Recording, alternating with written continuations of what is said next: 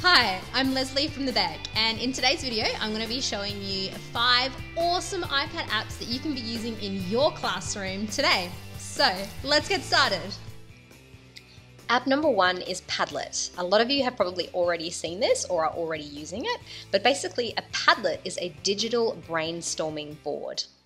Remember the days where you would have a group of kids sit on a table with a piece of butcher's paper and you would get them to write down their ideas on the paper? You can now replace that paper with this digital board and help save the environment a little bit. So you can start by either having your own headings up the top, which can be questions or comments that kids can build on, or you can just have a blank page that kids just post on. Everything is changeable, so you can change the fonts, the headings, the wallpaper, and kids can add pictures and graphics. You can also change lots of settings about comments on other people's work, where the first and last posts are, etc. There are a number of ways that you can share your board, either with a QR code, you can create links, or you can email it to people as well. Here are some really easy ways that you can use Padlet in your classroom or school. For staff meetings, it's a really great idea to record notes. That way all teachers and leaders can access them digitally anytime and any place. At the beginning of the year, I always use a Padlet to lay down the rules of the class. That way everyone knows what's expected of them and everyone else and can always be accessed when needed. I use Padlet as a way for my students to record their book recommendations. That way when a student doesn't know what to read, they've got a list of ideas here to choose from. And it's also a great way for me to choose a class novel because I can see what the kids are interested in. We use Padlet as a platform to record a ton of sizzling start ideas. That way when the kids are doing writing and they're stuck for an idea, they've got somewhere that they can go to get started. In science, the kids were doing a topic on animal adaptations, and I got them to create their own magical animal filled with interesting adaptations. In order for the kids to share their work and for me to see it easily, I got them to take a picture of it and just put it up on Padlet. And this way we could share with the class in a much easier way. App number 2 is Microsoft Lens. Microsoft Lens is an absolute lifesaver in the classroom. Have you ever been sitting there typing up a passage from a book that you've wanted to use in class and thinking there must be a quicker way to get the writing digitally? Microsoft Lens is your answer. It's an app that allows you to take a photo or scan a piece of text from a book or a guided reading pamphlet, and it transforms it into digital writing for you. There are 2 ways you can do it, like this, where it just gives you the plain text and then you can copy and paste it into whichever app you like. Or the other way is by scanning it and exporting it to an app such as Microsoft Word, and this way it keeps its all original formatting, including the font and any pictures that are on the page. Now that you have your text digitally, you are able to display it up on the board for all students to use in one of your lessons, or even better, you can upload it onto individual student devices, and particularly those students who have learning needs are able to put the text into Microsoft Word and use the immersive reader to be able to access it. App number 3 is Canva. Canva is my class's absolute favourite app at the moment. They beg me to use it every day. I know a lot of you out there are already using it. If you haven't seen it yet, it is going to change your world. So Canva is a publishing program. So think modern day Microsoft Publisher or latest version of Microsoft PowerPoint. You can make graphics, projects, presentations, flyers, infographics, digital animations, and so much more. When you sign up, make sure you sign up for a Canva for Education account, and that way all the things you have access to are all education themed. Canva is so easy and intuitive to use.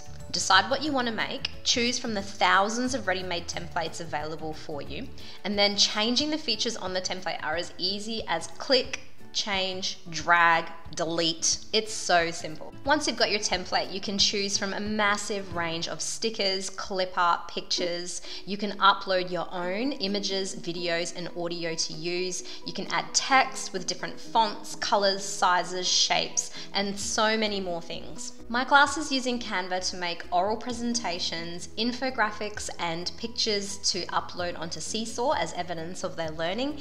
Really, the only limit to what you can create on here is your imagination. So here are some examples of things that I myself am using Canva for. A research presentation that I did to introduce literature circles or book club as a means of engaging upper primary students. I used it to create the graphics for a series of webinars that I ran through my business. I used it to create certificates which were given to my Year 7s at our end of year class party. A professional development session on developing your reading program at my school. This I use when my kids come in from lunch and we need to spend 10 minutes just having some quiet time and reflecting on how our lunch went. This is a template that I have set up in one of my Seesaw activities, which I give my kids on a weekly basis to complete their homework and then upload it to Seesaw so parents can see. You can create worksheets, because let's face it, sometimes we just need worksheets. This I got my students to create and send out on Seesaw to remind us what we needed to bring for swimming week. At the beginning of the year, we created infographics to teach each other about ourselves. This is the art project that my class is currently completing. As literacy coach, I made these bookmarks for all my teachers to use when they're doing book club or literature circles with their kids. These are the roll cards. The annual book week poster.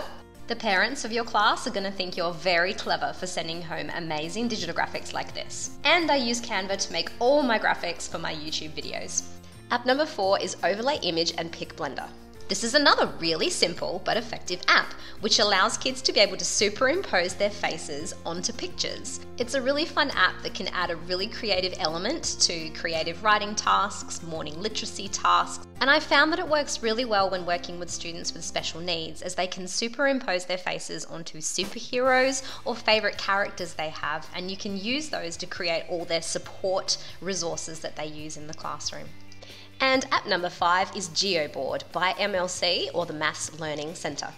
I remember using these geoboards when I was in primary school. They're a great resource to learn about patterning, fractions, and symmetry.